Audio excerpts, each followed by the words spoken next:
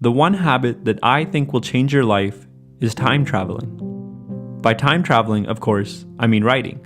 Writing is thinking, and thinking is a form of mental time travel. You're already pretty good at it.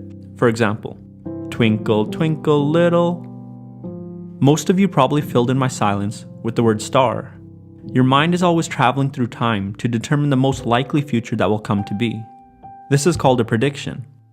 Think about what it actually takes to catch a baseball. You have to imagine the future position of the ball and make sure that your hand intersects with that position.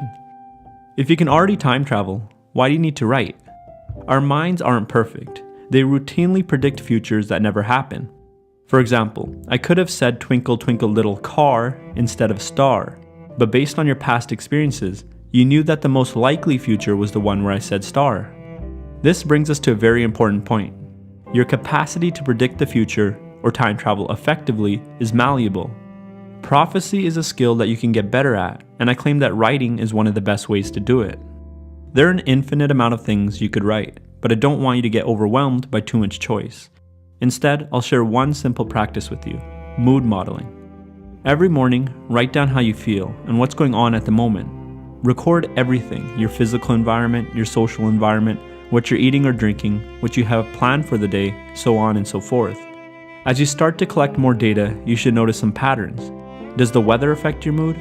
What about certain foods or people? Do you feel better when you perform certain activities and feel worse when you do others? As you hone in on what makes you feel better, you can actively start shaping your life to reproduce these moments more often. Your time traveling skills will improve, and you'll become better at predicting the next move you should make in life. Mood modeling is powerful because it utilizes the two principles of effective time travel: patterns and predictions. When you record notes on how you feel, where you are, and what's going on around you, you have a set of data. You can analyze this data and look for patterns. Patterns are just the relationship between causes and effects, or actions and outcomes. You can use these patterns to make predictions about the future. I might notice, for example, that on days I play the piano I feel good. Because of this, I might try to find more time to include playing the piano in my schedule, and I'll see if this makes me feel better.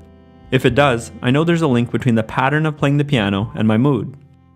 Writing is a good way to collect data, look for patterns, and make predictions on how certain actions can lead to specific outcomes. Knowing the right actions that lead to the right outcomes is the gift of prophecy. When you can accurately predict the future, you become an effective time traveler.